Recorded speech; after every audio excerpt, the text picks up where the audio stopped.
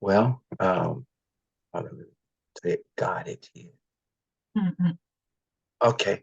Well, great. Well, how's everyone? How's everyone? How's everybody doing? Good. Well, great.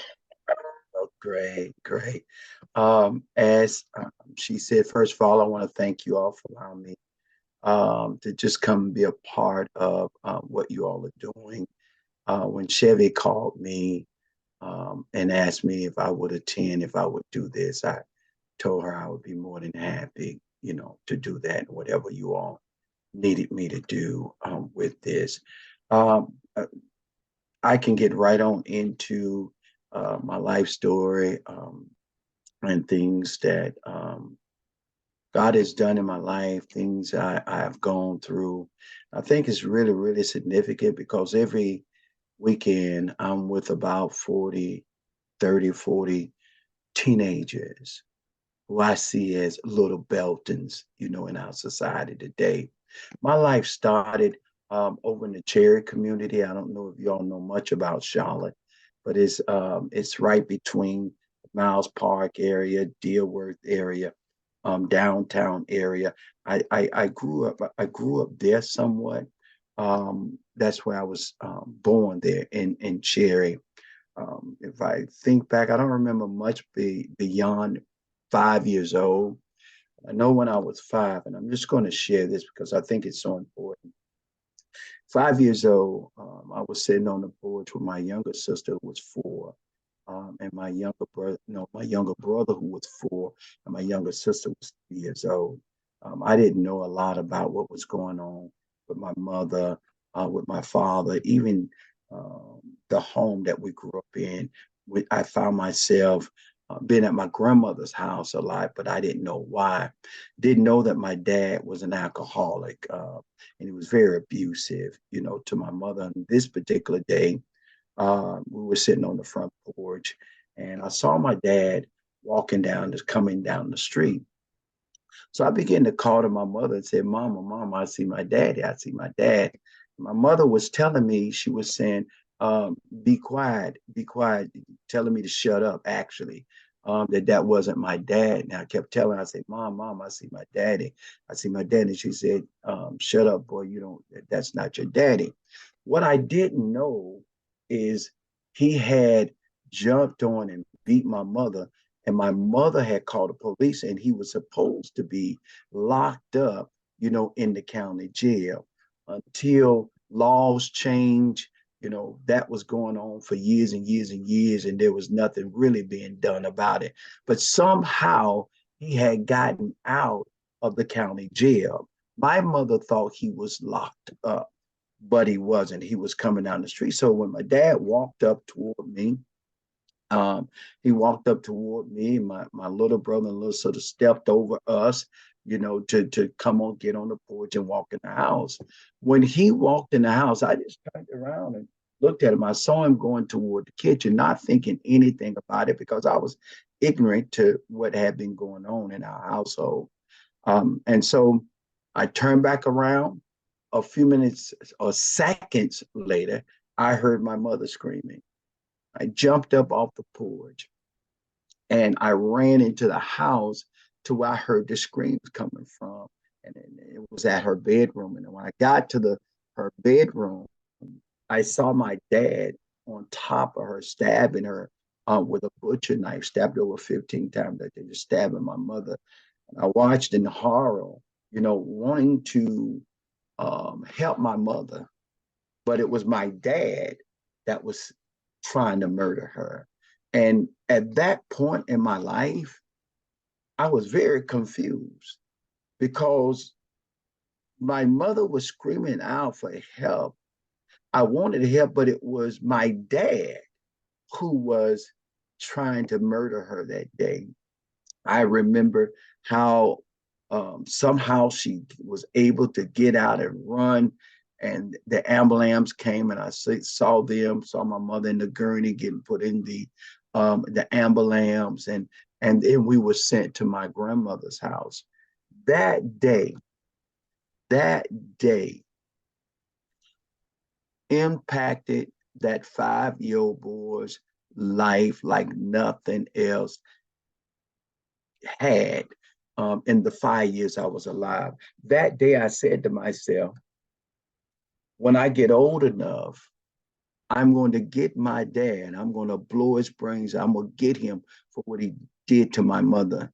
And so I grew up with this hurt. I grew up with this anger on the inside of me, but also a protective nature. If somebody tried to do something to somebody that I loved or I cared about, I would immediately defend them. I would fight for them. I would defend them. And so in saying that, I got in a lot of fights. We moved from Cherry to Dalton Village.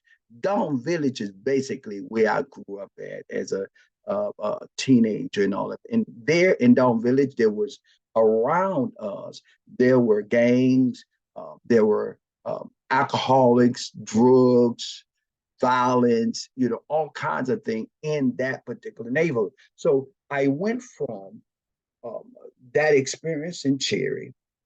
Once my mother moved from over there and feared my dad, we moved to the projects, Dalton Village. And so that I moved into another negative environment. I walk out the door, walk outside. We had to fight. We had to fight. We had to fight. And I was one, I was never part of a gang, but um, I fought all the gang. Anytime I saw them trying to take advantage or trying to take advantage of me, I fought them. I fought them. And so I grew up a fighter. I grew up going to school with an attitude. If you do something to them or you try to do something to hurt me, I'm going to fight. So I want to say this. No one understood what this 5 year old, 6 year old, 7 year old boy, 11 year old boy, 12 year, no one understood what I was going on in me on the inside. Didn't understand what I was going through. No one understood it. No one could see it. So no one ever even attempted to try to address it. All they would do is say that boy got a bad temper, or that boy he fight all the time, or that boy did that. But what they did not realize that I was hurt. I was wanted. Now, this is the confusing part. This is the confusing part. Even though I wanted to get my dad for what he did in my mother's life, the confusing thing was in my heart, I still wanted to be accepted by my dad. I still wanted a relationship with my dad. I wanted my dad to be proud of me, if that makes any sense. And so for a 5 year old boy, a teenager growing up, well, before I actually became a teenager, growing up, uh, I had these things going on the inside of me that I didn't even understand. And nor did I have anyone who could help me understand or to address what I was literally going through. And I learned years later what I was doing. I was going through a grieving process. One day, we do Sunday hoops every Sunday. And I had someone come to speak to the teenagers. We do this every Sunday. And I had someone to come to speak to the teenagers that we bring from the community to impact their lives, to speak into their lives, mentor them in our program called Sunday Hoops. And so the question was asked, how many in here have experienced someone close to them dying or getting shot or getting killed? Almost every one of those kids raised their hand. I have to say, at least 95% of those kids raised their hands. And when I saw that, my eyes were open. My eyes was open to something that I had not seen. And that made me realize what was the root cause of Belton's problems. What I did not realize that when I saw my mother hurt and going through what she was going through, I lost my dad who went to prison for trying to murder my mother. Once it was loss after loss after loss, we had to move. So I was grieving the loss of my dad, even though he was still alive. He wasn't with us as a family, not having a father. I was grieving over the hurt and the tragedy, what my mother went through, did not know how. So, as a young kid, having to deal with grief, with grief, I didn't even know that there was a word called grief. And no one understood that every time there's a loss in a child's life, a grieving take place in that child. When when those kids raised their hands, when they raised their hands, I was literally shocked. And what I saw was kids who had gotten in trouble in school, were getting in trouble with school, kids that were part of gangs, kids that was doing all kinds of, and some kids doing pretty good in school. But what I realized that all of those kids in their life, they were grieving over something that had taken place in their life, whether it was a divorce, mom and dad breaking up, or grandmama passing, grandfather passing, or losing a dad, or mom, or a brother, or a best friend, or somebody they played with when it was a child. I mean, my eyes were opened up. So now you have, and I wanted to share that because now you have this kid growing up, grieving over the loss of his dad, grieving over the loss of his grandfather, grieving over these things, and still having to go to school, deal with other kids now, other kids who are grieving the loss of things that they cherish. It could be a baby doll, it could have been a dog, it could have been anything. So now I'm in a school where, and in a community where I have children or kids that are angry, that are mad, that are upset because of grief, because of things going on inside of them that they don't even know how to deal with. They don't even know actually what they're going through. They don't know. You see? And so I grew up in that community, and grieving people tends to hang out with grieving people. Or when a person is grieving and these kids or dudes or whatever, they say, you know what? Come on, we got you, man. We're going to show you some love. We're going to be there for you. We're going to do this, do this. We're going to do this for you. We're going to do it. Look, we're going to pay you. We understand what you're going through. So now you got one grieving kid connected with another one. Then and they don't know how to deal with grief.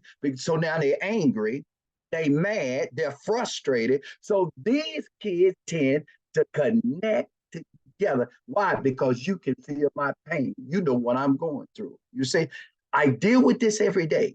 So you have Belton growing up. My mother remarried. My stepdad came in. I joined the Boy Scouts, got in the Boy Scouts. I got all 12 skill awards, 25 merit badges, on my way to be one of the youngest African American Eagle Scouts in the nation. I didn't get my citizenship in the community, nation, or world because I'm going to tell you what happened. I was also a basketball player, number two guard, point guard, and I had my heart set on becoming a lawyer one day. Boy Scouts was my first love, but then I met a girl. Her name was Lisa Williams.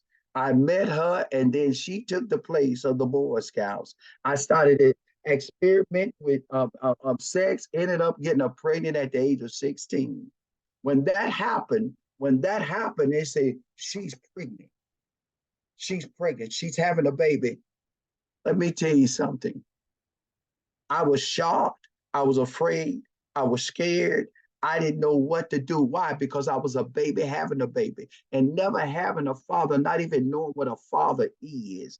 Now, all of a sudden, this adds to my grief because I got a baby by this girl having to tell her mom says she's pregnant, she's gonna have a baby. And now I'm trying to figure out what I'm going to do with my life. You see? So, long story short, um, joined the Boy Scouts, started a cleaning business when I was young. But then something happened. I was doing good. Lisa and I broke up, started um, um, a life with Lois David. It's all in the book. And so one day, I went to go and see my dad. My dad takes me down to, my dad tells me to give him $150. And I gave him $150. And he went and bought a half an eighth of cocaine. Now, this, and I tell mothers this all the time, a boy and a girl too, I don't care what their dad has done or doing or whatever, deep down in that boy's heart, he wants his dad. He want a relationship with his dad. He want to be approved by his father.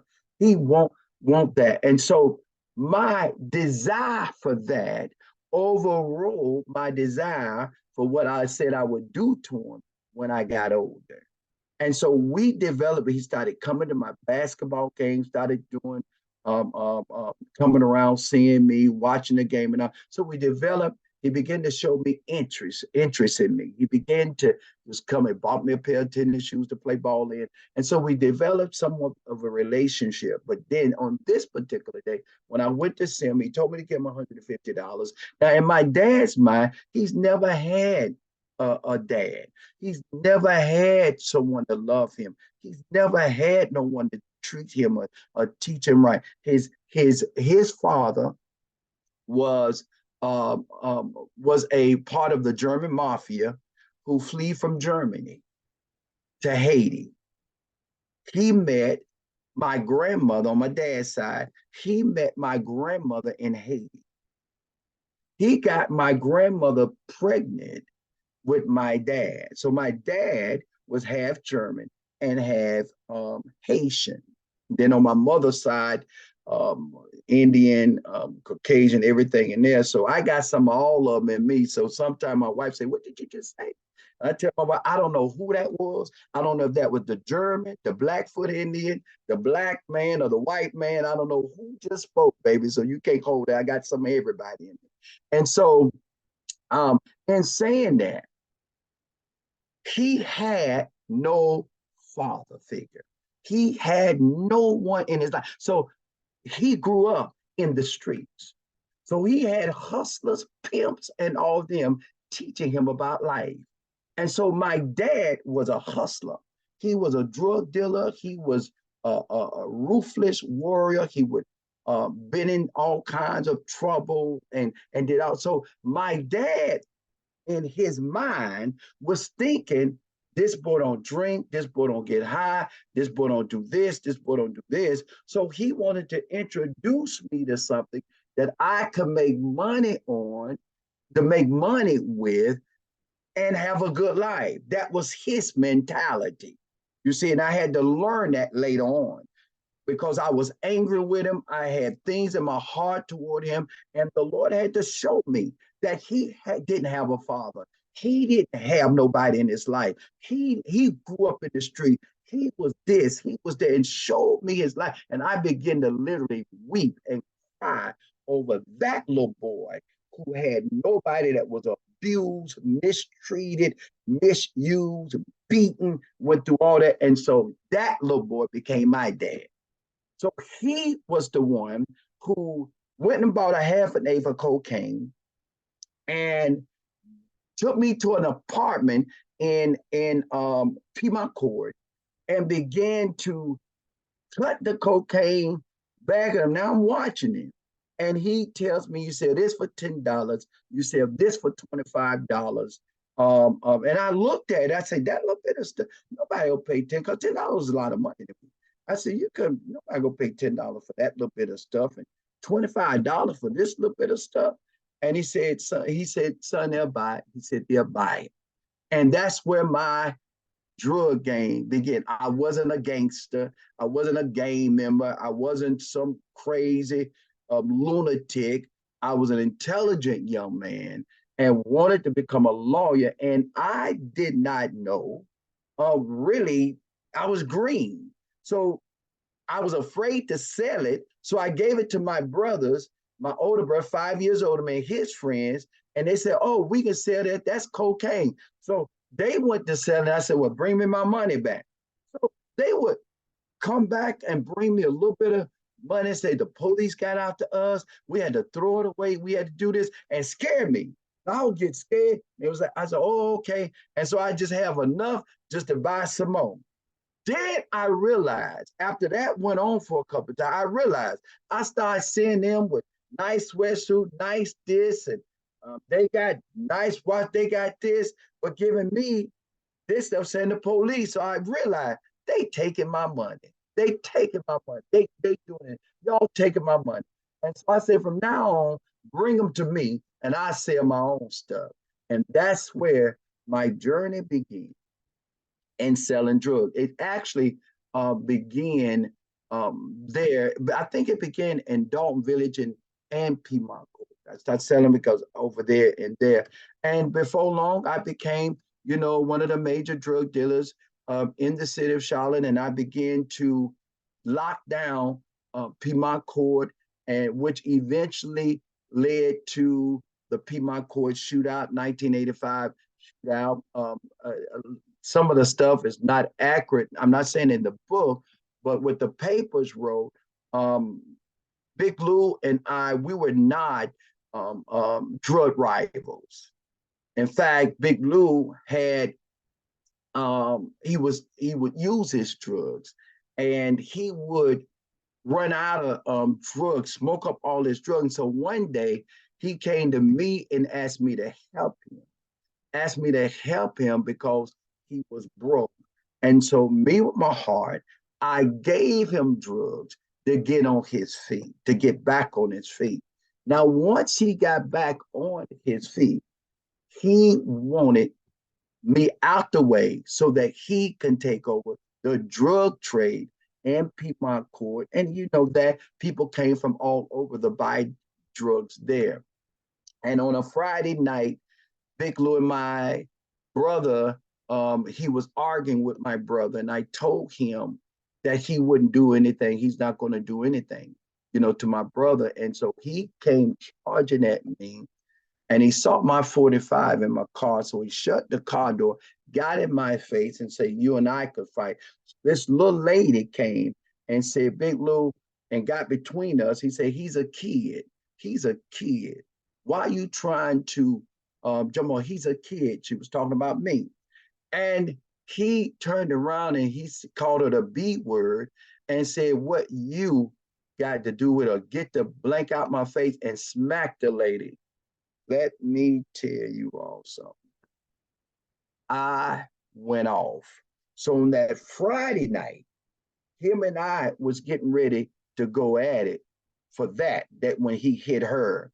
We were getting ready to go at it. I went off. But somebody called the police, and the police pulled. The police tells me, Money Rock, go. Just go. I said, okay, I'm out. Big Lou began to cuss him out. I make more money in a day than you make a year because of police officer. He ended up getting arrested by the police. So I'm inside one of our places there, and my brother, who was standing at the door, he called me. He said, Lamont. And when I looked at the door, I saw him looking down toward a certain direction. I knew he wanted me to come to the door. So when I came to the door and looked out the door, I cracked the door and I looked in the direction that he was looking. And I saw I think it was three a big Louis guys. This on a Friday night. This before the shootout. I don't know if they wrote that in the book or it was in the paper, whatever. But it was three of his guys coming, walking up toward my brother with guns out, and I heard them saying, "You all got my boss man, our boss man locked up. We gonna da da da. They're gonna do whatever." And so I stood in the door. I grabbed my 45. That was on that night, the Friday night, because our lives were threatened. And the guy, one of the guys, Charles Locke, he was they killed a couple people, and they were coming up saying what they were going to do to us. And so I'm looking out the door. My brother standing on the porch, and so I'm waiting to see what my brother was going to do, but I stood right there with my 45 drawn. And as soon as one of them shot, my brother began to shoot. Then I come out the door, shooting with the 45, trying to take them out, to be honest, because they were trying to kill us. And so that happened that night. And so they scattered. The police ended up coming back out there. And at that point, I couldn't pull out because a police car came in. They said, "What happened?" I said, "Well, some guys came up." I said, "They shot up my car, um, and they were shooting." I said, "I'm out of here," and so we just left. That was the Friday night. So while we're out on that Friday night, I'm at one of our places. We call it the ranch. I get a phone call.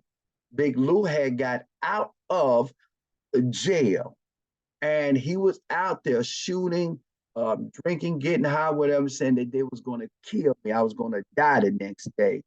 And so a woman named Carolyn called me and told me not to come back down to Piedmont Court. She was crying, saying that they was going to kill me the next day. Don't come, please don't come out here. They're going to kill you.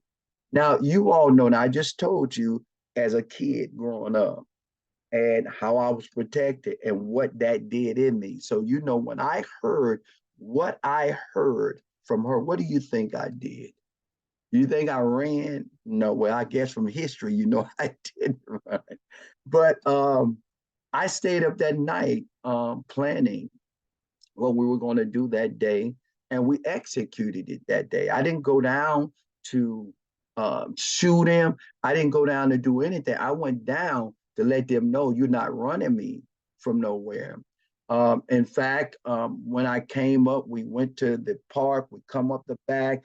We had them ambushed. We could have took them all out, but that wasn't what I was there for. I was there to find out, man, what's up. I remember I helped him. I did that. What's up? What's going on? And so they began to look around because they knew it used to be a saying, if Money Rod dropped his hat, you better duck. It used to be that saying. So they knew they were set up. And they better not shoot me because they didn't know where anything would come from. And so on that particular day, I tell him, he pointed a 357 44 Magnum at me. And it was testimony in the trial. And he said he was going to kill me. I told him to put the guns down. I said, we can go to a bar. You and I can handle this. I said, if we shoot, a lot of people can get hurt here. I said, let's go. Get in the car. I said, I'll get in your car. Let's go because I can take care of myself. But he did not want to do that. He wouldn't do that. Long story short, Charles Locke came out of nowhere, shot my friend December, and that started the 1985 Piedmont Court shootout, where 7 people, were shot, and I was charged with 7 counts, assault with a deadly weapon with attempt to kill, inflicting serious bodily injury, and 1 count of felony riot. I was found guilty of 5 counts with the state prison. After state prison, I got out trying to get my life together, trying to do what's right, but I had no help. I had no direction. There was nothing set up in society to make someone, help someone who get out of prison to be successful in life. There was no help. And all I could see was see was the same stuff I saw before I went into the drug game. It was poverty. It was lack. My family needed help. Community needed help. People needed help. And long story short, I got back into the game, and then the feds came 2 years later, charged me with conspiracy to distribute with the distribution of cocaine, and stealing, converting, use government property, a Niagara body tape recorder there. And I end up doing 21 and a half years in federal prison because I refused to cooperate with the FBI, federal government, to be honest, with you, lock up half the city of Charlotte because I knew a lot, dealt with a lot of people, did a lot of things. And in my heart, what my mind was, I did it. I did what I did, and I'm not going to destroy someone else's family. I know what my kids was going through, my family was going through, my wife was going through, just to get out of prison. And so I did 21 and a half years there. While I was there, my pastor told me early on, he said, everything that you can get while you're there, he said, you get it. So I went to Vance Grammar Community College. I went to Durham Technical College, and I took up residential carpentry. I did all types of courses in real estate events, real estate development, real estate um, um, um, um, real estate investment, yeah, real estate investment, and all other kinds of things. And some of those people that was getting locked up from Enron and all those scandals and all that, they would come there.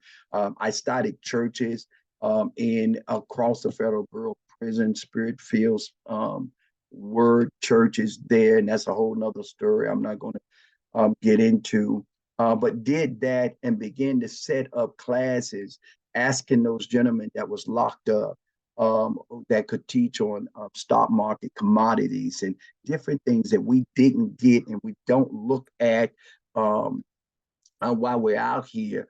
I began to help develop programs that would change people's lives, while they were actually doing their time, to give them skills and tools that's necessary to be successful when they left prison. And so the Lord used me to make a great impact, in the prison system, the federal prison system. And today there are men all over this nation and world that God used me to impact their lives. And they are entrepreneurs, they are pastors, evangelists, prophets, business owners, managers, and corporations, and all of that. So a lot of things, good things, came out of that. Um, I can tell you a lot about um, the people who got, people getting killed, people on drugs. Atlanta Penitentiary was like a city behind the wall. It was no difference in Atlanta Penitentiary than it was in Piedmont Ford and at some of these other prisons. Things were going on, things was happening. It was like a city behind the wall. But I chose to change my life. I gave my life to the Lord, and I realized He was who He said He was, and that relationship with Him. I remember in the county jail, I stood up on a table before, not being religious or looking for religion or afraid of going to prison or nothing like that. I got so tired of my life there and what I had gotten into, leaving my son, my children again. I stood up on the table, and that Judge Potter sentenced me to 24 years, no parole. I was sitting there in that cell in the old county jail. I stood up on that table. I just stood up on it. I didn't care who saw me, who liked it. And I just lifted up my eyes toward the ceiling to heaven. I said these words. I said, God, I said, I messed up my life. I messed up my life. And I said to him, what's left of my life? If you can use it. I give it to you. I give it to you to use for your glory. I didn't see lightning strike or hear thunder roar, but I knew he heard me.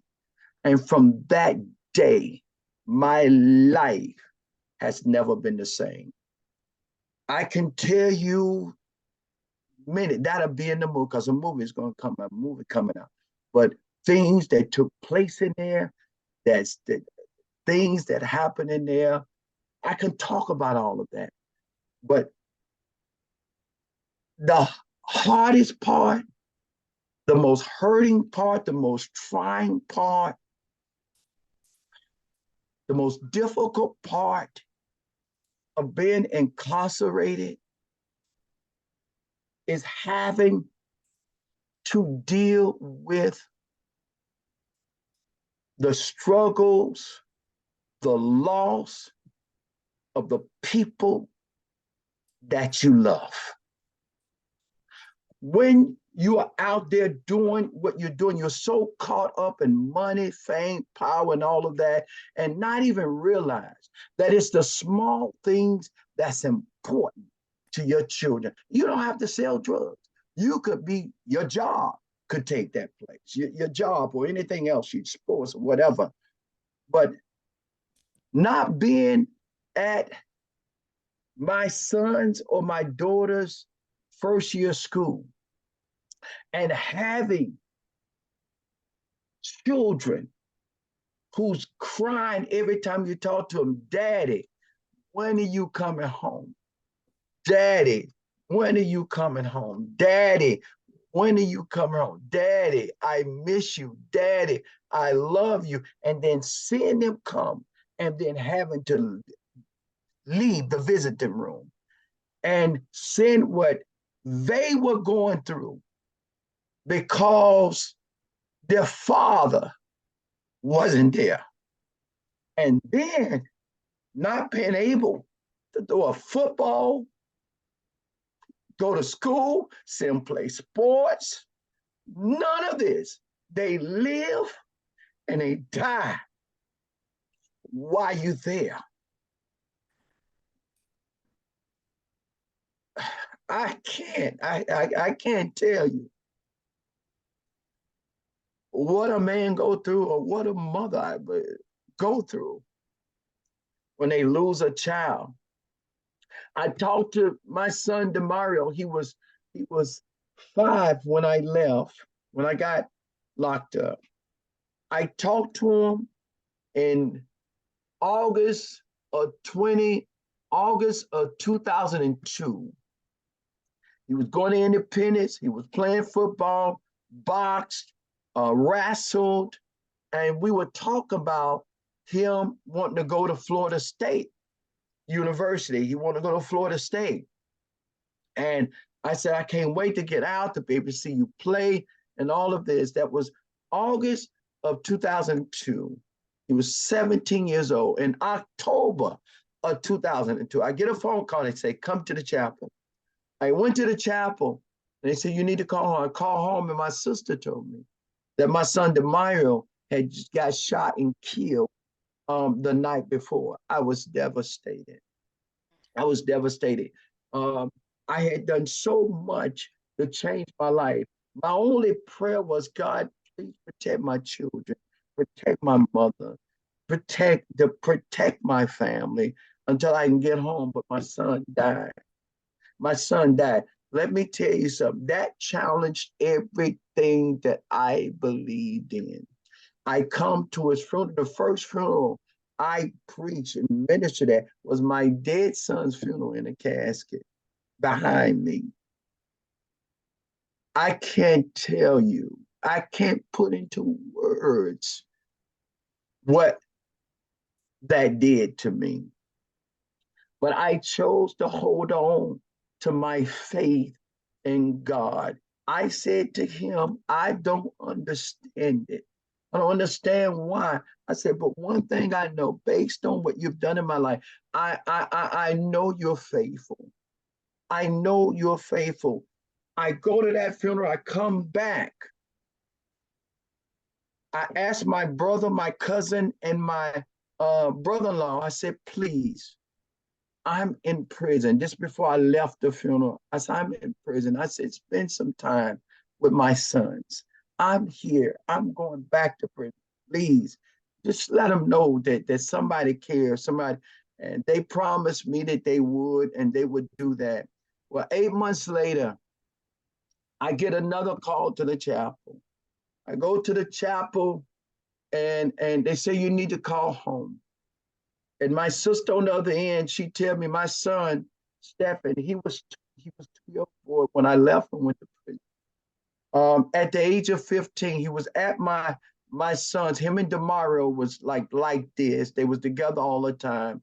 Demario was shot the week of his 18th birthday. My son Stephen, he waited to the week of his birthday. He went in his room. His mom told me he was walking around the house with Demario's picture. Said that he went inside his bedroom and she said she heard a pop. And she said, boy, what are you doing? What are you doing? And so she left to go to see what he was doing, opened the door. And Stephen, at the age of 15, he was in his floor in a put up blow with a gun beside him with my dead son's picture on his chest. I was devastated. I was devastated. I was devastated. I was devastated. I was devastated. I didn't understand why or how. And I was thinking, how could he do this? Why would he do this? He grieved over his brother's death. So the next funeral, I had to preach him, and they said, we want you to do it. We don't want another pastor, nobody. His, his mother wanted me. They wanted me to do it. And so I had to minister at his funeral. Every time this happened, one of them died or I experienced death in my life from someone I love, something died on the inside of me. When I was a year from coming home, my deceased wife, she came to visit me, and I saw a look in her eyes, and I thought something was wrong with my mother. And she said, Belton, I need you to sit down. And I sat down like, what's wrong? I said, Mom, okay, everything okay? She said, on my way up here, Donna called me and told me Derek just got shot and killed. That was my third son. He was shot and killed driving down. I don't know if you remember Sharon Amity. I think it was 2009. Some guys rode beside him and shot him in his head while he was driving. And his car went over there and y'all almost ran into a nursery car, and he died there on the scene. He was 4 years old when I left the street. So I'd never seen any of them go to their first grade, never threw a football, I never went to a ball game that had never done anything with them. And so, I share all that um, to say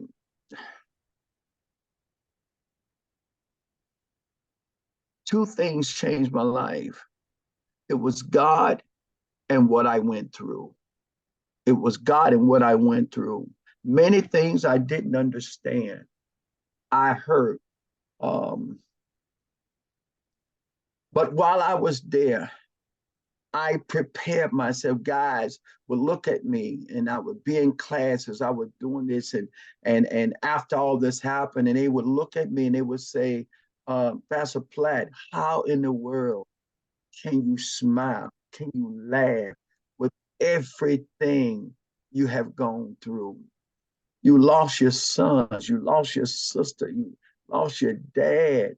You went through all of these things, even challenges here. How in the world you can still smile? In fact, it got so bad. I went through so much that this prison staff had staff spying on me because knew my jacket and knew my past, and they didn't want me to blank on anybody inside the prison. They didn't want me to lose it. So I would see them behind trees when I'm walking the yard. I would see them on the side of the building just walking like they're walking, but they were watching me. But I'm telling you, the only thing that kept me was my faith in God. That's what kept me. But also, I told the guys who would ask me that, I said, I cannot sit and cry over spilt milk in my life. I can't focus on that. I have to focus. I still have more children to father. I still have a life after this. I said, I don't cry over spilled milk. I am preparing my life for the day when I walk out of this prison, and for the next 30 years, 20 years, 60 years, whatever time God gives me outside of this prison, I'm going to do everything I can do to make a difference in the lives of those that God called me to touch. And so I begin to prepare myself for the day when I walk out of prison.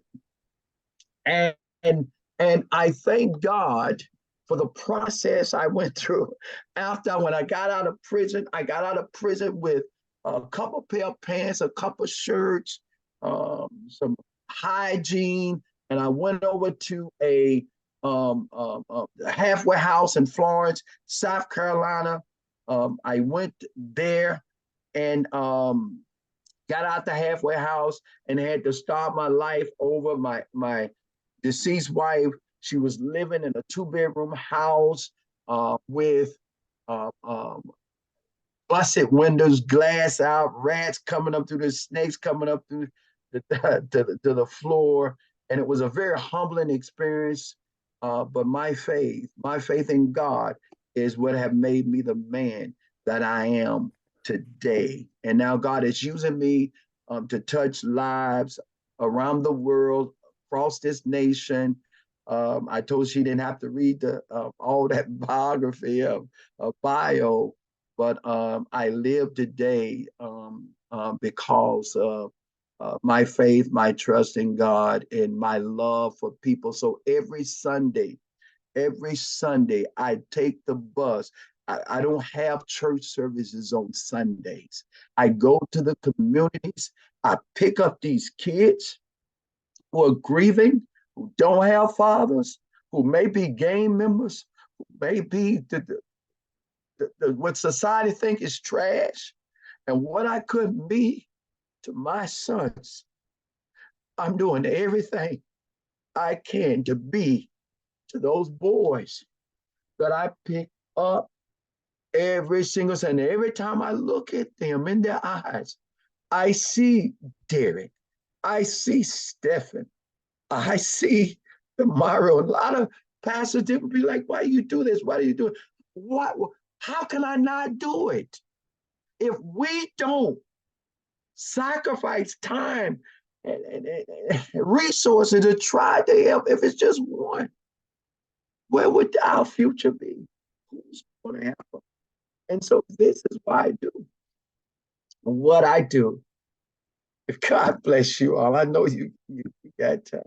I hope I shared enough. I consolidated a lot because of time, but I'm whatever. No, that was I, wonderful, and thank you for sharing. Did you want to take any questions? Lisa just put the link yes, in the absolutely, chat. absolutely. That's why. Um, yes, absolutely. I'm here. That's why I'm on. Yeah, yeah. Thank you so much, Laura. Thanking you. So, You're so welcome, Mrs. Silver. well, I think part of what I took away is something we discussed around here about not knowing what our students are going through. Oh God, they going through. Right. So what we see Yeah. outside may not indicate what's happening at home or on the inside or the grief that they've. Yes. Yes. Does anybody have any questions for Apostle Platt? I do. I. Hey there, Apostle. Let me just, I don't know if I need to take my camera off. I am so moved by what you said. Your story is, wow. I mean, it's inspiring. I want to ask you in reference to all of that great work that you do with those young men. I know that you talked a lot about Mecklenburg County, and Mm, I reside in Mecklenburg County, and I have a son who is around that special age of 19, that 18 to 19-year-old. Yes, a special age. And I have seen a lot of oh my gosh, it's just every morning you get up. Those teens between the age of 15 to about, I want to say it's about 19, 21, it's almost like they have lost their sense of an importance of life, and mm, are shooting. They are, they're just, it's almost like they're lost. mm, And so, as a mother, I know that I can only do good and try to do the best I can do in terms of, working with my son. But I always ask, what else can I do? How else can I help those other children who are out there, who are struggling, who are getting into trouble? Because once you get into trouble, I think you said it, and you get past that 21-year-old age, then it's hard. It's hard to get back. It's hard to find your way back. And so usually they probably go back to whatever was comfortable. And that's definitely not the path, you want to see them go down. mm-hmm. That was a good question, Ms. Eubanks. Um, I can say this. There was a generation, okay. There was a generation, especially as African American. There was a generation where um, um, African American men was disenfranchised, and especially with this drug um, epidemic in the 80s, 90s. You had all of this stuff going on. And then the fathers of these children or women or mothers were locked up and locked away, period. And then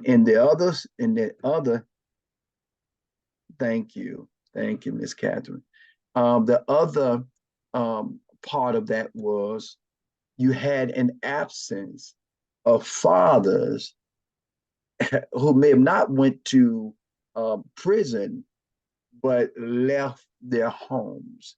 It, looking back, and I can say this because I counseled, I ministered to men from all over the nation, from different backgrounds, different ethnic groups.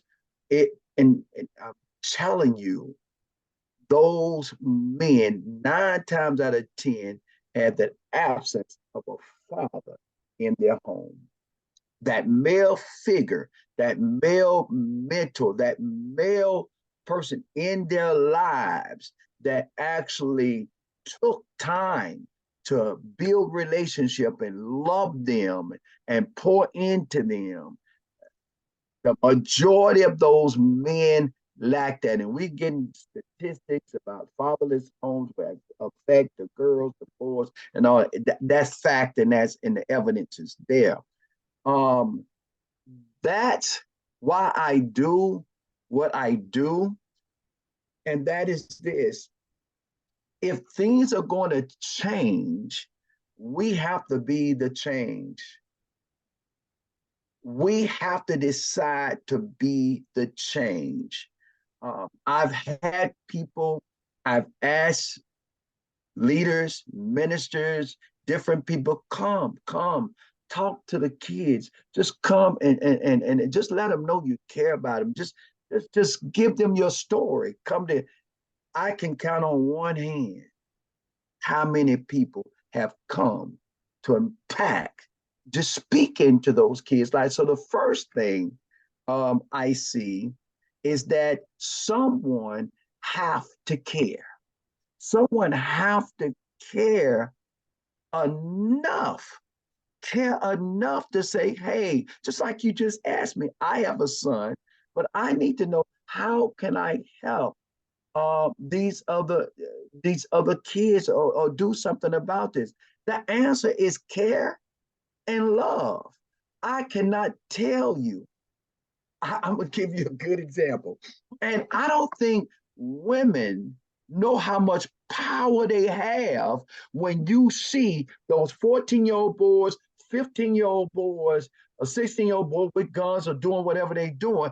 I don't think women understand the power that they have to impact a male child or teenager. I go to some of the neighborhoods and I go up and try to talk to some of the little boys and talk to them. And so, what's up, man? This, that, and that. I said, no, what's happening? And we're talking. I said, man, you know you shouldn't be doing. Come on, man. You know you shouldn't be doing. And they went, man, F that. Things like that. And you can't let that deter you. You got to understand where they are and the culture that they're in. And so you don't let that deter you. But now this is what I've seen. Now you can come out there or an aunt or a grandmama. I'm telling you, they can come out there. My mom can go out there. Boy, put that gun up.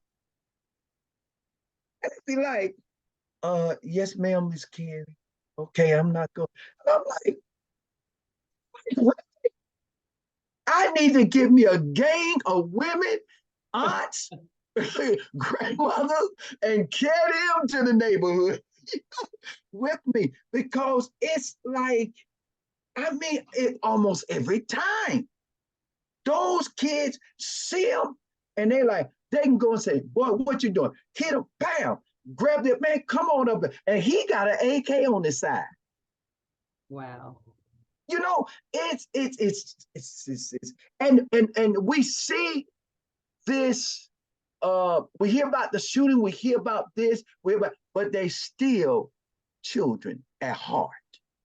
And so caring enough to go, loving enough to go. And what people don't realize is this.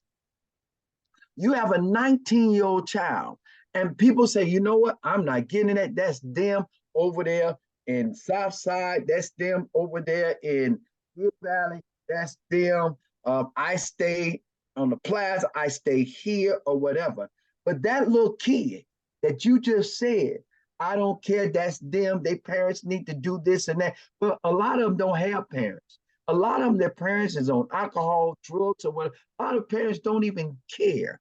You see, so we can say, well, if their parents don't care, we don't care. But what about when your son go to a football game or your child go to a basketball game at the high school that this kid that you don't go care about? Or your son come out of the store with this kid and start robbing, and your son meet the kid that you said you don't care nothing about. You see? And so we have to change our mentality, the care, because it takes us all to make a difference. I can't do it by myself. You can't do it by yourself. But if all of us come together with one mind and one heart and say, you know what? I might not can't do what Apostle Platt can do or what Johnny can do, or Jay, but I can do something. We can make a difference in these children's lives, college student, because they still 18, 17, 19 years old, and just show them the care, show them the love, show them that they are somebody and they are poor. And you don't realize the struggles that they go through just to make it to college. Mm-hmm. And the challenges. Just think about how okay, Pam Kelly, who wrote this book and investigated everything that's in it to make sure it was factual. Pam Kelly, she was going to North Carolina, the Tar Heels. She was going to North Carolina up there in college. That's where she went to college. They was up there. Her friends were selling cocaine. Her friend and all them was using cocaine on the college campus. So there are challenges.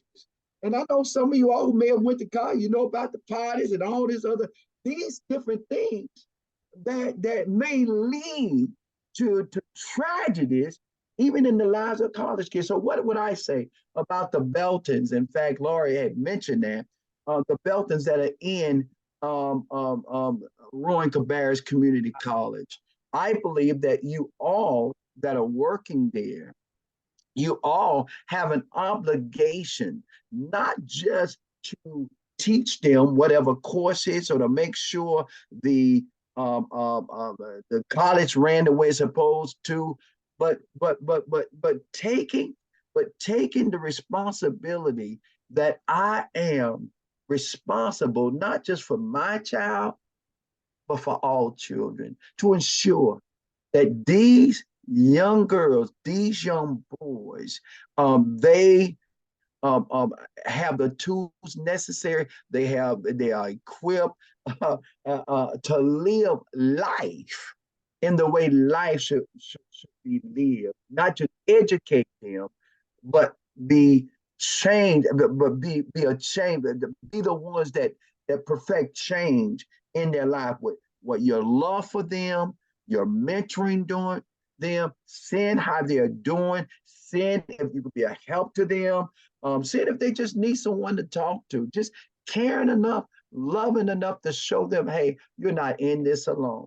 I'm here for you if you need to talk, if you need anything, if I can help you in any way, I'm here. Talking to finding out what they're going through. And some of them, as you build relationship, that's why we have Sunday hoop. We use the basketball. They come in and play for 4 hours every Sunday, but we use that to get them in to first develop relationship with them. And in developing relationship, they begin to trust you. And if they trust you, they will trust your counsel to them. Some of the kids, I know teachers catch it with them.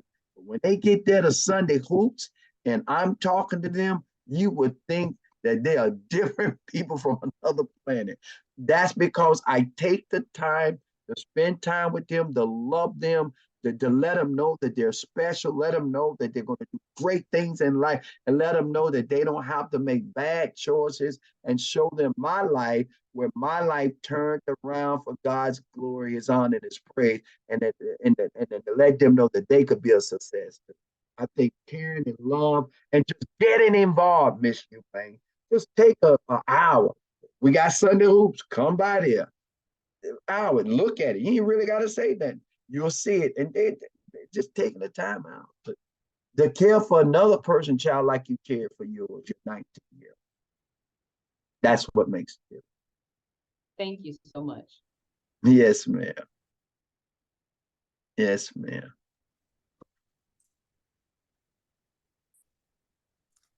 Hey, so this is Shivy. Hey, Hey, you know. young lady. How are you? Hey. So I'm sorry I was late. I had something to do, but the part I did come in on the story, when you were talking about your sons and some of that, of course, I know, but I didn't know all of it.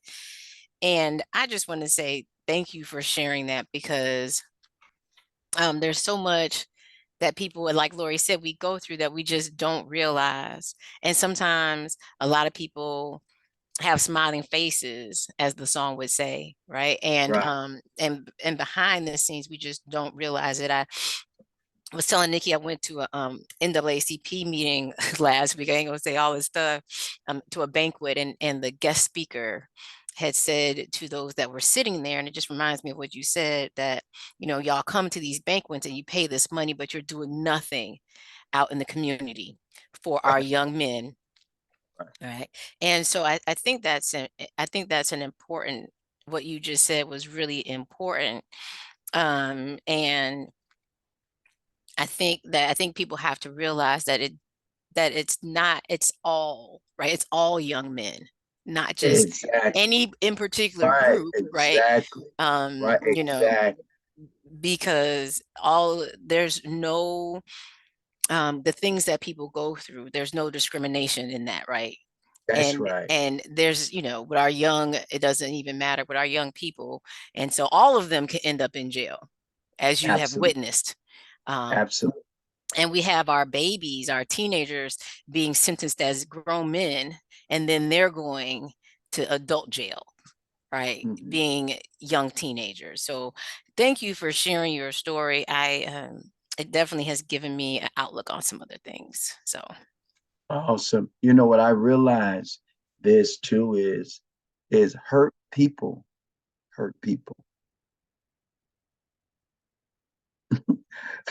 Hurt people hurt people. My daughter did a song called Hurt People, Hurt People.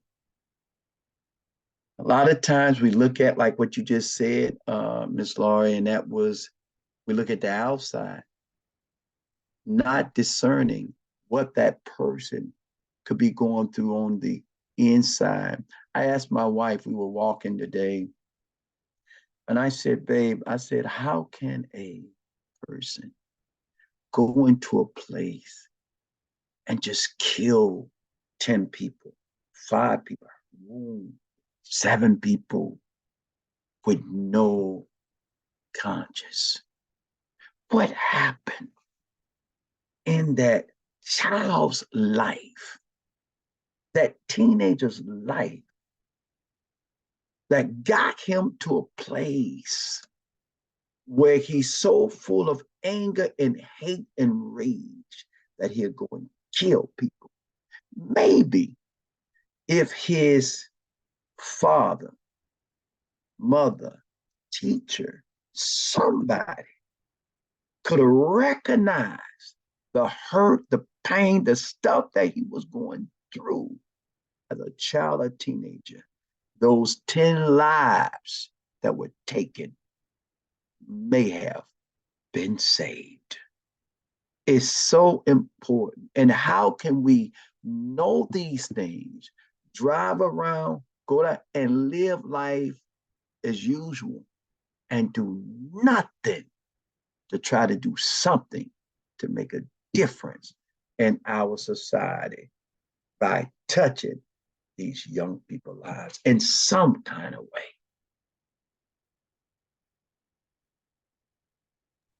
That's a great way. If there's no more questions, that's a great way to wrap us up. I think I know some of us will probably have to fall off and go to class and teach Yeah. jobs, but you are a fantastic speaker, and we can't thank you enough. Well, you're so welcome, and thank you all for having me. And I I guess recorded it. Laurie, There were Laurie, more people to see it. amen. And Laurie, you and Chevy, y'all welcome. If anyone wants to get in touch with me, you're welcome to give my number, my email, or whatever. They're welcome to it. And if they have kids, they may need us to mentor or talk to. They can give them our number, my email. We're happy to do whatever we can to help out. They're blessed. Okay, great. Well, thank you so much for being here today, and You're so welcome. I'll share the recording with you as well. And Okay. All right. Well, bless you all. time. Okay. Thank you. You're welcome.